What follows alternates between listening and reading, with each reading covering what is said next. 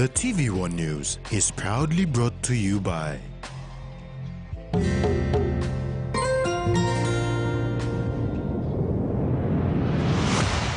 BSP, our bank, our people.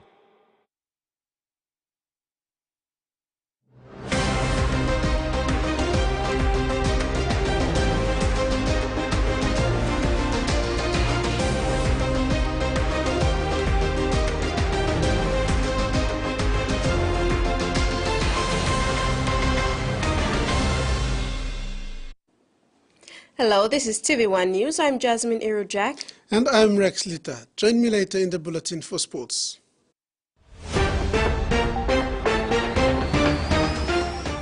In this edition, citizens told to utilize the land, New Pogera gets environment permit, and PNG Kumul's team named.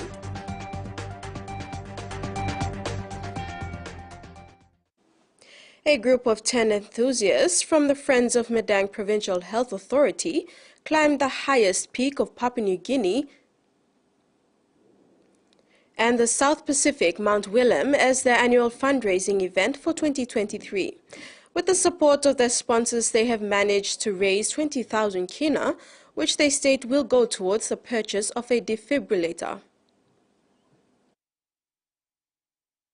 Friends of Medang Provincial Health Authority was established in the hope of assisting hospitals in Medang with much needed equipment.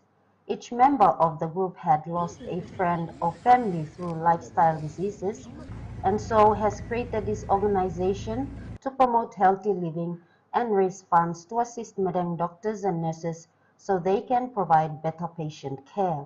We believe that health is one of the fundamental basic need that every one of us need, and if we keep on getting upset over government not assisting and we're not doing anything, the result is we end up being the one who's always going to suffer from this lack of services.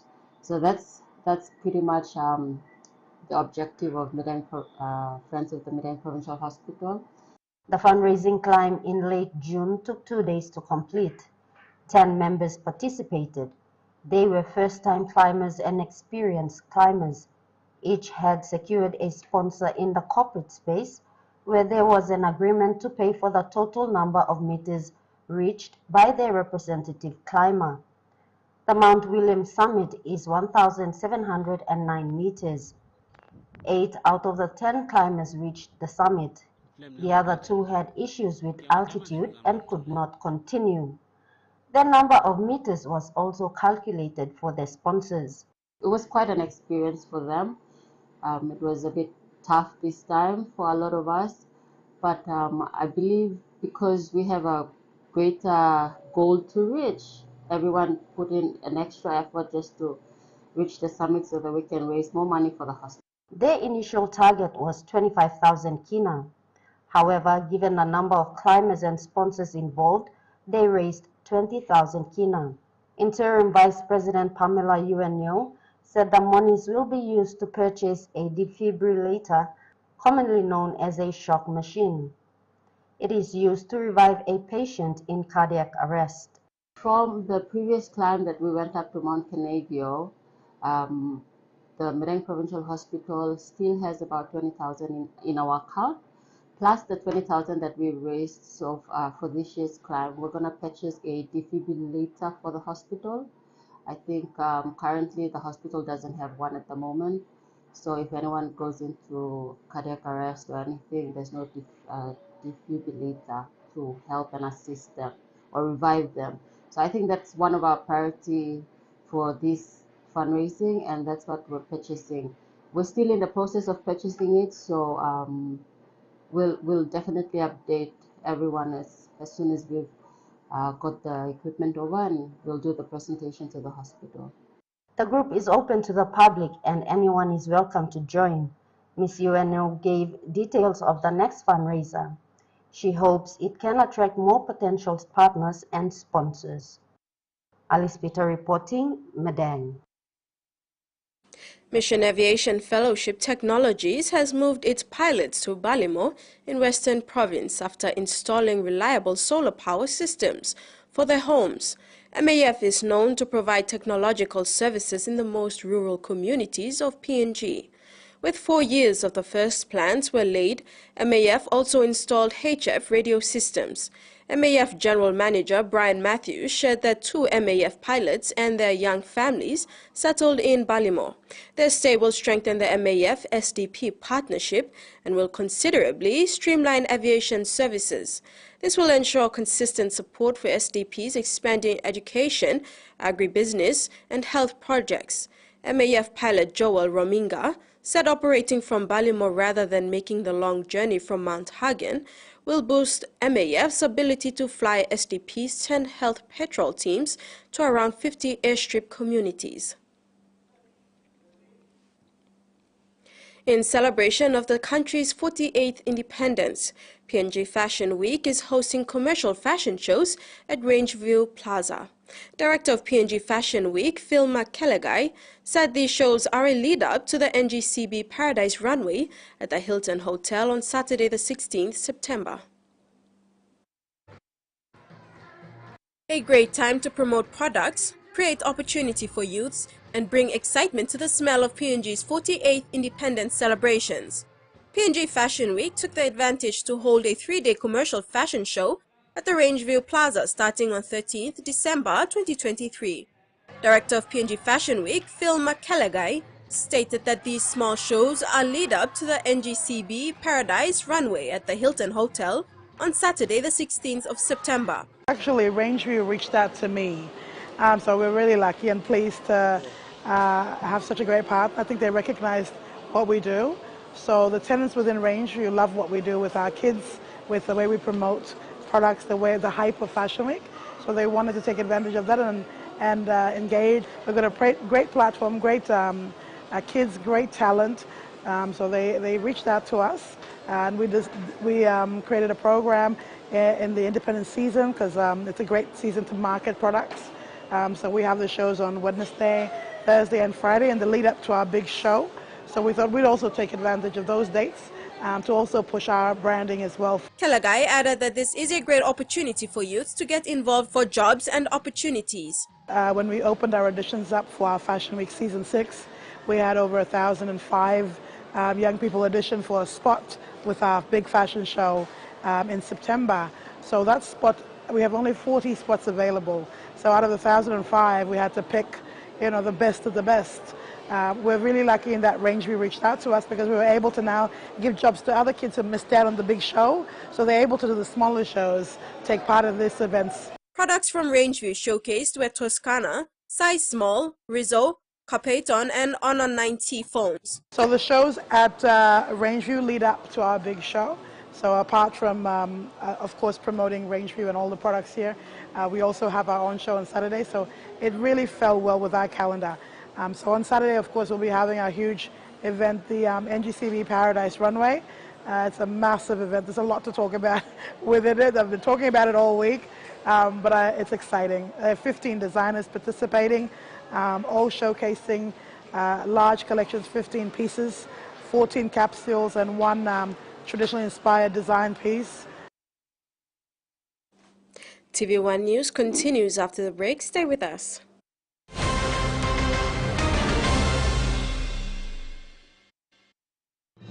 Experience a convenient and smarter way to do your banking with BSP Mobile Banking. You don't have to leave the office or your home to pay for bills. You can view your account balance, transfer funds, top up phone credits, or purchase Easy Pay units wherever you are. Visit your BSP branch today to register now for BSP Mobile Banking. BSP Mobile Banking, the smarter way to bank. BSP, our bank, our people. You like saga on winning plus scale rice mechipe? Scale rice like giving you plenty chance to winning plenty scale prizes. Kind price so same 256 plus scale rice Nabi set, 192 plus scale rice Kemo Eski, now 44 plus JBL and Co speakers, 102 plus wireless microphone. The win, buy mini scale rice or oil rice products, writing full name na contact details below box and receipt, na drop him inside the entry box. You get 4 plus draws, 4 plus fortnight, 116 plus winners, na 16 plus promotion locations. Just try us all. You got terms na conditions for this plan.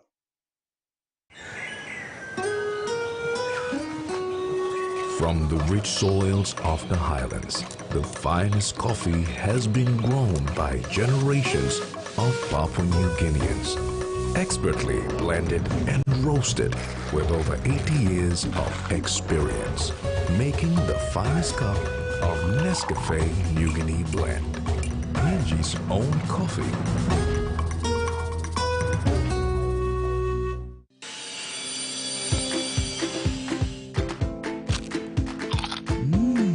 Right across the nation, we eat snacks crackers.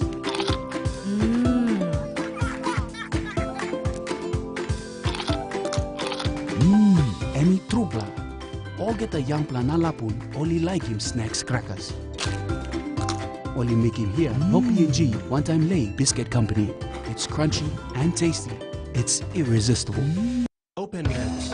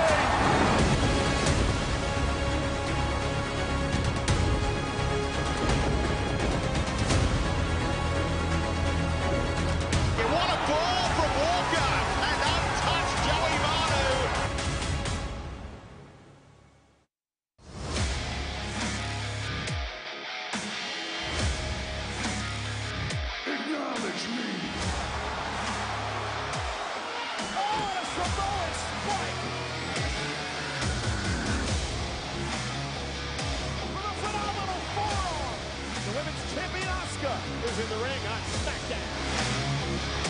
You're looking at the judge, the jury, and the executioner right now. Hello, WWE Universe. This is WWE superstar Shayna Baszler, the Queen of Spades. I'm here to set it all on fire. Watch WWE on Digicel TV. Welcome back. To overseas, New Zealand Foreign Minister Nanaia Mahuta will attend the Pacific Islands Forum Foreign Ministers meeting in Suva, Fiji, alongside New Zealand's regional counterparts. Minister Mahuta said Aitora, New Zealand is deeply committed to working with the Pacific to strengthen its cooperation and share ways to combat the challenges facing the Blue Pacific continent. New Zealand says the forum is the core platform for Pacific countries to build consensus on issues of shared interest and importance like climate change, regional security, and ensuring we continue to work together to maintain strong regional unity. UNESCO has decided not to list the Great Barrier Reef as in danger, but the federal government acknowledges there's more work to do.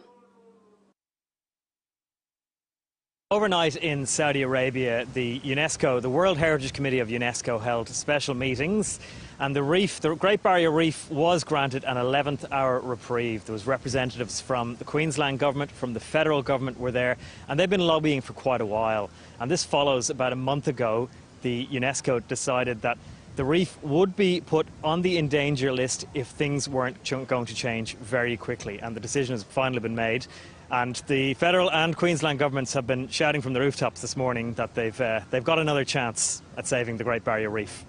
What's the background to this decision?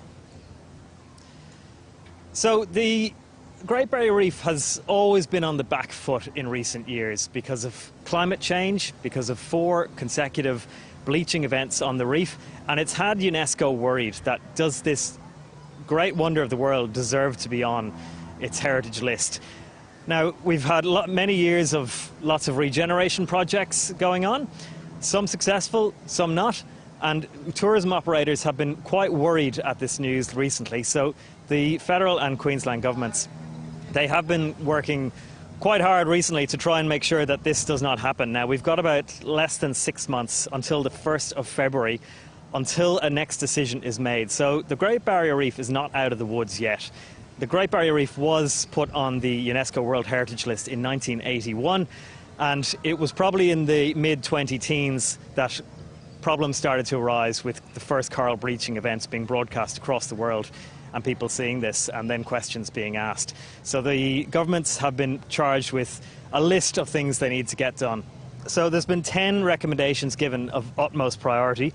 Rainforest gully repairs, dam developments, more ecological farming practices, protection of native vegetation, better water quality was mentioned many times in the UNESCO report from overnight in Saudi Arabia, reduce greenhouse gases, ensure carbon credit schemes are robust, sustainable fisheries, and interestingly, removing gillnet fisheries from the reef. And only earlier this month, the Queensland government was having meetings with gillnet fisheries on the Gulf of Carpentaria, which is not the Great Barrier Reef, but having discussions with them about significantly reducing the gillnet fisheries in the Gulf of Carpentaria. And the reason being that lots of animals who live on the Great Barrier Reef migrate around Cape York, around the peninsula, especially sawfish. And this is one issue that has been raising the ire of fisheries and environmentalists across the far north of Queensland in the last few days and weeks. Small island countries are asking International Tribunal on the Law of the Sea for a landmark ruling.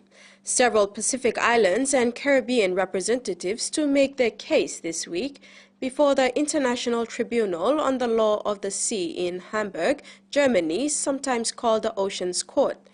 It is not seeking a new law, but rather is calling for the court to issue an advisory opinion to clarify states' obligations to preserve and protect the marine environment. Pacific leaders said they were sick of empty promises and want legally binding obligations clearly spelled out for major polluters. Scientists have confirmed grave fears that the failure of a full sea ice return in Antarctica is the new norm. It comes as newly released data shows one of the icy continent's largest glaciers is melting from beneath. East Antarctica, a team of scientists drop a probe into the icy waters below. Its purpose? To test the temperature. While a lot is known about the impact that warm water has in West Antarctica, the East remains a bit of a mystery. Over 6 days, dozens of probes were dropped into the cracks in the ice. The data fed back to scientists was that warm water is melting the Totten Glacier, the largest in East Antarctica, from below. If it melts, it could mean an eventual sea level rise of 3.5 metres. The release of this research is timely. In July, scientists warned that sea ice hadn't returned to its usual winter levels. Today came confirmation low sea ice will be the new normal. This new report is the first time we've been able to definitively link ocean warming with sea ice changes. As sea ice freezes in winter and melts in summer, it pumps vital nutrients into the ocean. It's like a heartbeat for the ocean. But what we've seen lately is a marked change in that cycle. Animals reliant on sea ice for breeding are already being impacted, and the loss of sea ice could see the global ocean warm even more rapidly. Dr. Doddridge says while we can't rule out a natural cause for these changes, there is something we can control. Really, the only thing we can do is reduce our fossil fuel usage and greenhouse gas emissions. Chilling predictions of a warmer future. The federal opposition will try to overturn Australian first drug reform in the Act. The territory is set to decriminalise possession of small amounts of illicit substances from next month. Effect in about 6 weeks, but a bill from Liberal Senator Michaelia Cash would stop it going ahead. ACT Policing says it's concerned about people coming to Canberra from interstate to use drugs, though it will support and implement the government's reform. Federal opposition leader Peter Dutton has told 9 Radio nothing good will come of the ACT's policy. You know, I've delivered death messages to parents whose kids have died of overdoses. I've been to countless domestic violence incidences where, you know, blokes are as high as a kite and they commit crimes that they wouldn't otherwise. And How they could in good conscience do this and why the Prime Minister won't stand up to it is beyond me. The Territory opposition has vowed to repeal the law if it wins next year's ACT election. ACT Liberal leader Elizabeth Lee has written to the federal opposition to express serious concerns about the intervention. I think that most Canberrans know very clearly where the Canberra Liberals stand on this issue. And from time to time, there will be issues that we will take a different approach to from our feds. Just yesterday, the federal opposition failed in its efforts to thwart the ACT government's takeover of a previously Catholic-run hospital. The ACT government says federal parliamentarians should stop interfering in territory issues.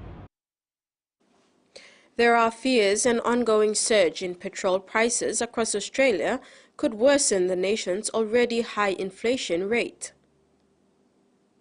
Past month, fuel prices across Australia have averaged more than $2 a litre, the highest level it's been since the middle of last year.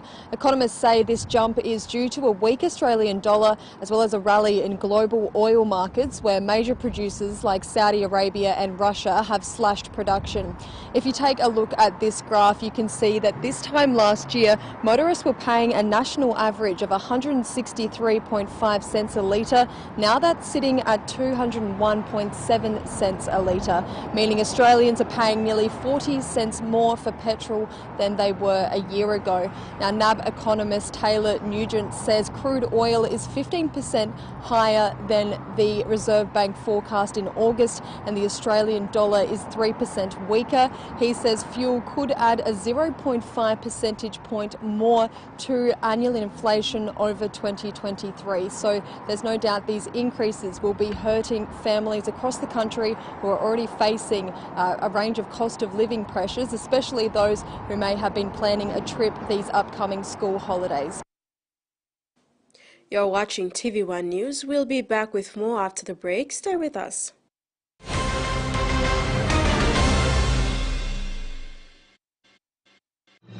Experience a convenient and smarter way to do your banking with BSB Mobile Banking. You don't have to leave the office or your home to pay for bills. You can view your account balance, transfer funds, top up phone credits, or purchase Easy Pay units wherever you are.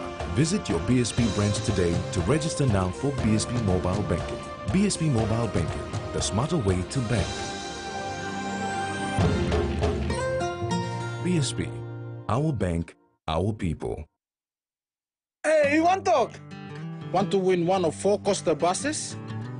Simply collect 6 SP Lager Red promo caps and enter the draw at a participating store near you. There are heaps of other great prizes to win too, like SP Hunters jerseys and other awesome SP Lager gifts. So enter the draw today for a chance to win. There's a bus to be won in Islands, Southern, Momase, and the New Guinea Islands. SP Lager, Bungim Yumi! A true champion is measured by their courage, their determination, and their passion to never give up and to always keep trying. With a delicious Milo and milk taste and added nutrients, Milo and milk is a great way to fuel our little champions with nourishing energy every day. Because true champions give it their all. Milo, PNG and Mia. Prime PNG made. When you're spending time with family, when you've got a big day ahead, when you have given it all you've got, when you're putting on a feast, that's when you want the best. That's when you want flame rice. New flame rice. Win him, Olgeta. Hey, can I get a verdinha? A what? Monique, Heine. The green one? Ah. Pickett at the back, power in front, Pickett taking the mark. Pickett does plow around the corner and kicks the goal. And he dribbles it through. They are still alive. Curnow the target, in front was Martin. The handball over the top. Here's McCoy, shuffling it out to Curnow. Dribble all on the ground. They've got 2 and 2 minutes, the Blues. The MCG's erupted. Akers, there's your game.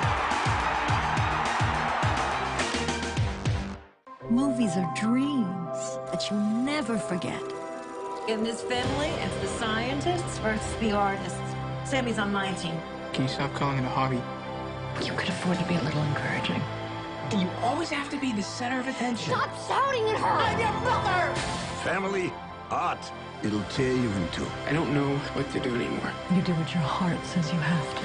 The Fabelmans premieres Saturday, September 23rd, 9 p.m. on HBO. There's nothing more intense than this thing. I've been in racing my entire life since I was 3 or 4 years old.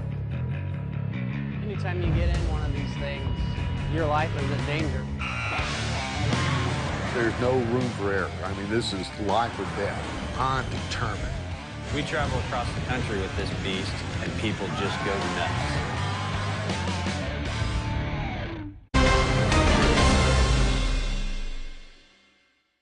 Thanks for staying with us.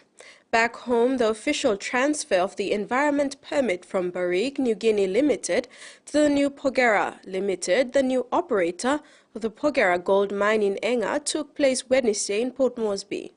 The transfer of the permit was officiated by Prime Minister James Marape, Minister for Environment and Conservation Simo Kilepa, the Conservation and Environment Protection Authority, representatives of Barrick and New Porgera Limited's officials and landowners. The prestigious transfer of the permit from Barrick New Guinea Limited to the New Porgera Limited, officiated by the Prime Minister James Marape, the Minister for Environment and Conservation and Environment Protection Authority, or CEPA, signifies the importance of benefit sharing, compensation, covering environmental damages affecting communities, and a step closer to the reopening of the mine.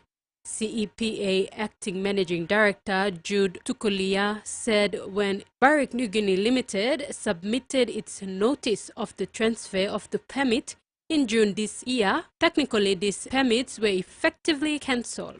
Ladies and gentlemen, these transfer permits will not carry any amendments, either minor or major. After consultation with the State Solicitor, I, as the Director of Environment, has only happened to transfer with the same conditions and terms. May I also take this opportunity to appeal to the New Porgera Limited, not to entirely rely upon these environment permits, but also to comply with other policies, guidelines, the Environment Monitoring and Management Plan, and other best environmental management practices and mining methods available to better monitor and manage the biophysical environment and the river system. He said the permit is essentially the important management tool the New Porgera Limited will utilize, rely upon, and will seek guidance to meet statutory environmental obligations to better manage the environment. Environment policy, our Honourable Prime Minister during the recent months has made some hard-line decisions on policy matters regarding the closure and reopening of the mine in terms of benefits and compensation, covering environmental damages to affected landowners and communities. The Minister for Environment and Conservation, Simo Kilepa, said the transfer of the permit signifies the government's commitment for the past 3 years under the leadership of Prime Minister James Marape to reopen the mine. Marape said the New Porgera Limited will be required by law to attend to a number of regulatory and policy concerns. One of the main issues is the 1995 ministerial determination for compensation for environmental damages caused by discharges of mine wastes, including tailings and sediments, into the riverine system. Meanwhile, Prime Minister James Marape reaffirmed that the transfer of the permit signifies a step forward to reopen the mine under the new benefit sharing arrangements. This environmental permit is an environmental permit that has all of us, not just Barrick New Guinea Limited or its shareholders, but also the beneficiaries of Kumul Mineral Holding Limited as part of the custodian of the new environmental permit. Today's presentation or transfer of WELE 923 and EPL 3923 from old Porgera to the new Porgera Limited, under which the operators will be operating a new Porgera mine, It's an important milestone. I just want to say all of us are part of this environmental permit. Tracy Sipa, TVWAN News. A day of reflection, a day of hope. Central Province Governor Rufina Peters says this is what this Independence Day is for: reflection, reconciliation and unity. Central Province Governor Rufina Peters, in delivering her independence message this morning, says September 16 is a time for reflection. So during the reflection, we know that there are a lot of successes that we have come through as a nation, for which we will be grateful for, forever grateful. The countless blessings that we have had, the success stories. And of course, we also have our failures as well. It's very important that we are accountable and take responsibility for both successes, but also for the failures. Because it is only upon those reflections that we can then build, equipped to build a better future. So in my tenure as the governor for Central Province, I will lead my people to reflect, reconcile, and unite to build Central Province, to contribute to the prosperity of the nation of Papua New Guinea. Governor Peters says citizens must celebrate the country's successes and must take responsibility for their failures. In her tenure as the governor, Peters says she will lead her people and administration to contribute to the prosperity of the nation. I start in my own backyard, which is Guelala district, and I have, in close consultation and collaboration with the Provincial Executive Council, the Provincial Administrator, the Chief Representatives, the church leaders, and LLG managers and councillors, and the community leaders, and to some extent the presidents, LLG presidents, and the member for Guelala, we have planned and are currently implementing a peace and reconciliation program within the district, 3 LLGs. She adds, it is time to establish the foundations for a united, transformed, safe and prosperous Central Province for the Greater Papua New Guinea. Mary Stella Kelleton, TV1 News. Furthermore, Governor Peters announced the dates for the ward level and local level government peace and reconciliation activities. Central Province Governor Rufina Peters, when delivering her independence address, announced also the Reconciliation and Peace Building Program that will commence in Gwari LLG from September 18 to 21, Waitape LLG from September 23 to 26, and Tapini LLG from September 28 to 30. The ward level activities will start with awarenesses that are going out for the purpose. What is this peace and reconciliation is about? And I have already enlightened, said a bit of things in my introductory remarks. And it's really to start getting the individuals and the families within both communities to start to reflect, but also start to reconcile where there are differences as preparation towards the 2025 year of our Golden Jubilee as a nation. And so we have started and it's in progress. We have set dates for these peace and reconciliation programs to happen. Governor Peters announced that she will also visit her people in the border areas of Central Province, Milimbe, Oro, Gulf and Morobe. You people who are in the border areas, you are as important as people who are most accessible to the headquarters. And so my going out there is to demonstrate that. We have already budgeted in the 2023 budget for these visits and put some basic services. At least if we start from amongst those areas, what is the least developed, so we can look at basic services like health and education, clean and safe drinking water and sanitation, and maybe solar lighting. So nothing big, but it's definitely big for people that are in the border area. So it will be a shame if we get to celebrating independence and we have people in border areas of each province who have hardly seen anything from government. Governor Peter says that her administration hopes to deliver some projects in education, health, water and sanitation and energy in a few of the border areas before the end of this year. Maricela Kelleton, TV1 News. The captivating documentary film Sailau, directed by Thor F. Jensen and featuring the Milne Bay sailors Job Siai, Justin John and Sanakoli John, has clinched the grand prize at the International Maritime Film Festival in USA. This cinematic masterpiece recounts the extraordinary feature of circumnavigating the island of New Guinea, encompassing Papua New Guinea in the east and Indonesia's Papua province in the west.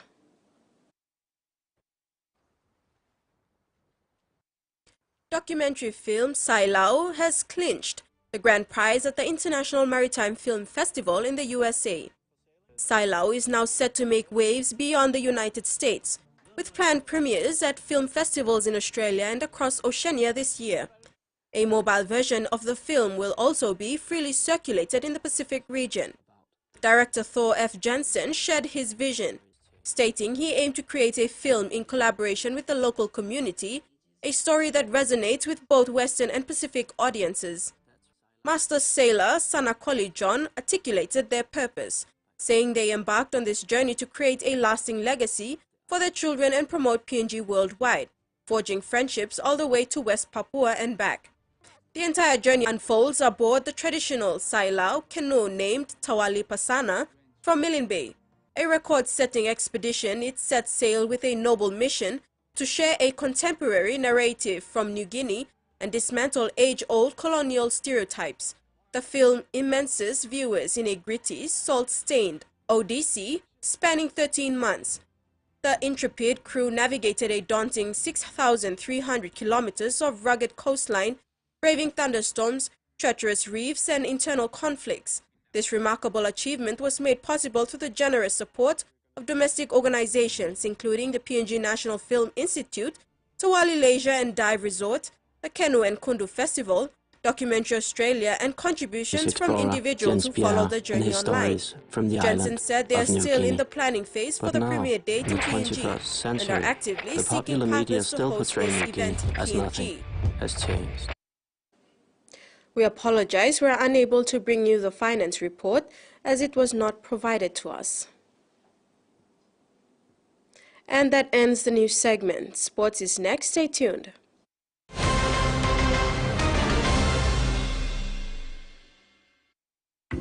Beauty is my business, but beauty sure is a tough game. Filters are great, but great skin, better. And that's why my skin deserves the best. So I choose self-care, soaps that gently nourish my skin, resulting in a radiant look, made with tropical ingredients. I trust self-care from City Pharmacy, so bring it on! My skin is ready and so am I. William Hop Monimark bilang 400,000 kina on-time roots rice. 600 per month mere by winning 500 kina each or get a fortnight na by got formula big plow winner below 25,000 kina each. Long enter, buy 10 kg roots medium grain rice, katim logo lo front long bag, right team name na number long you long backside na putim long entry box long all participating store. Roots Victor Cash giveaway. No can miss out. Terms and conditions is up.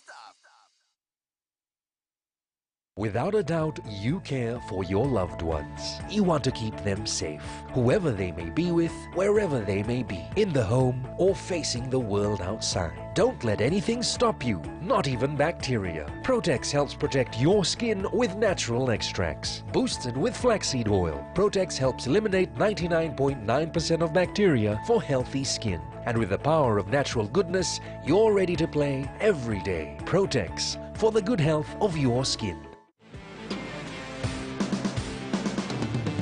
Produces a skipper's try. What a game this man has had. What a way to seal it. Perez, Sainz himself says he's got that. And Lachlan Lamb. It's amazing. Stephen Subscribe to a postpaid 40-channel 10-day TV plan for only 85 kina. You will also get an access to a DTV premium plan for free.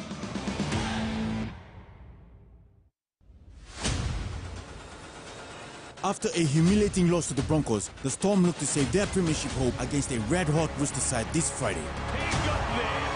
He's a monster of a winger. Now look pass comes on. Too strong. An untouched Joey Manu.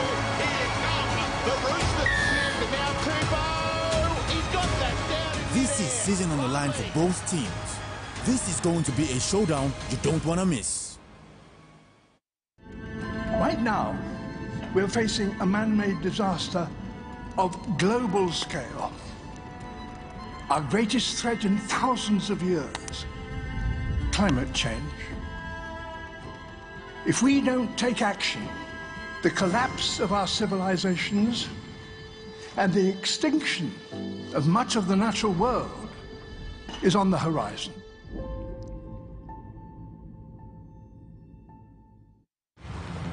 Here's the thing. We're a team of thieves. We help the wrong person steal the wrong thing. We didn't mean to unleash the greatest evil the world has ever known. But we're gonna fix it. So how do we pull that off? Figure it out over a drink? Probably best. Dungeons & Dragons Honor Among Thieves premieres Saturday, September 30th, 9 p.m. on HBO.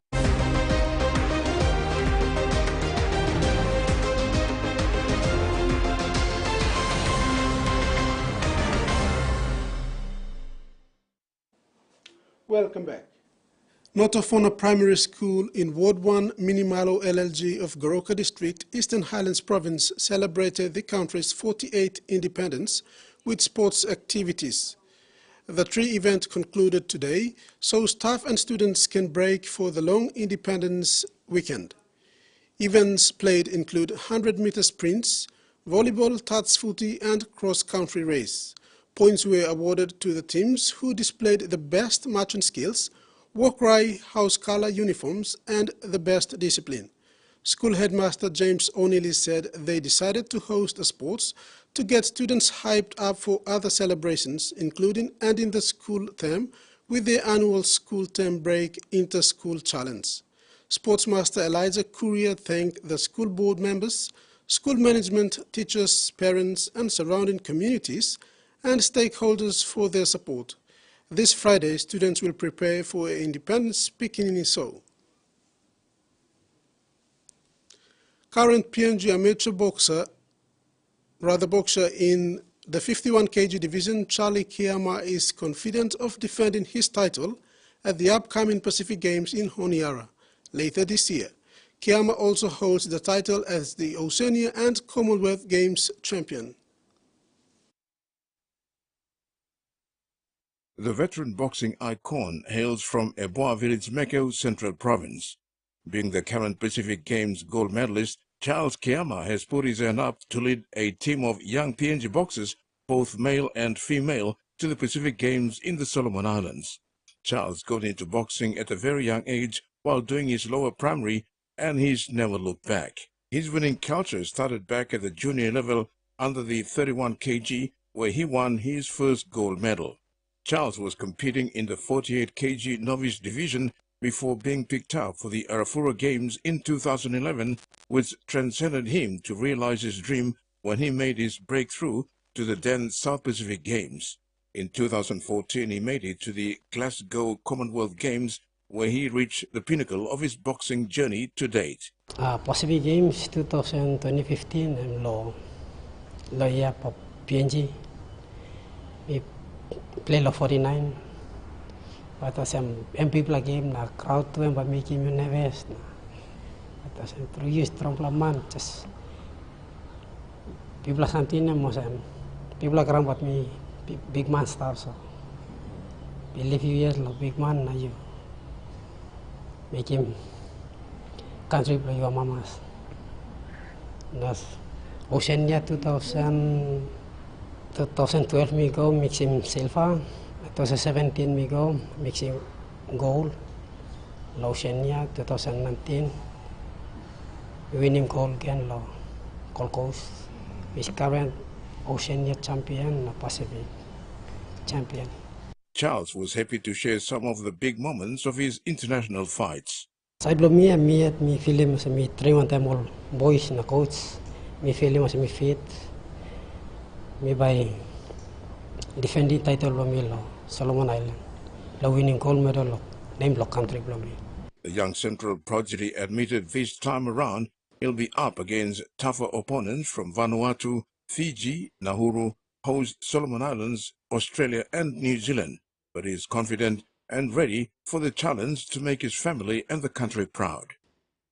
After the Pacific Games, Charles will also attend the Oceania Boxing Qualifier alongside Olympian John Ume and Alan Vaeke. Terry Longwood, TV1 Sports.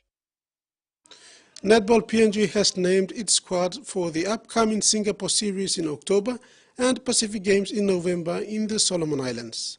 A total of 15 athletes have been named to represent PNG in the international and regional meets. The team was picked after 3 successful training and trialing camps, with the recent one being held in Port Moresby.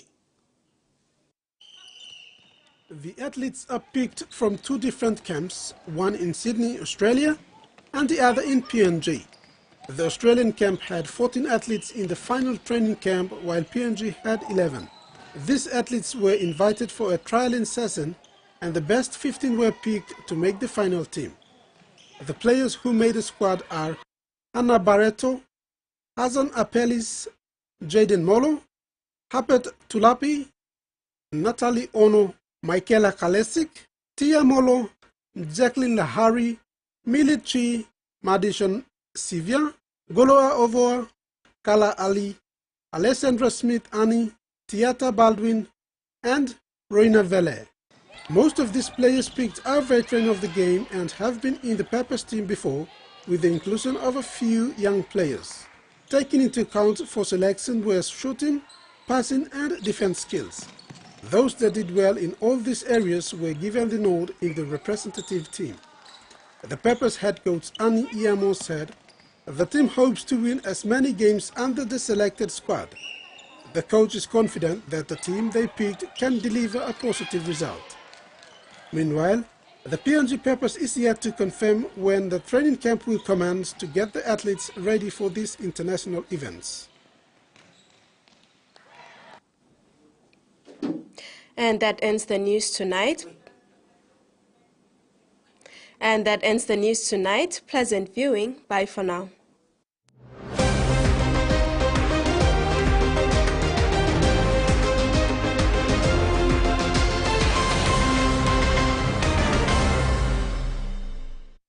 The TV1 News was proudly brought to you by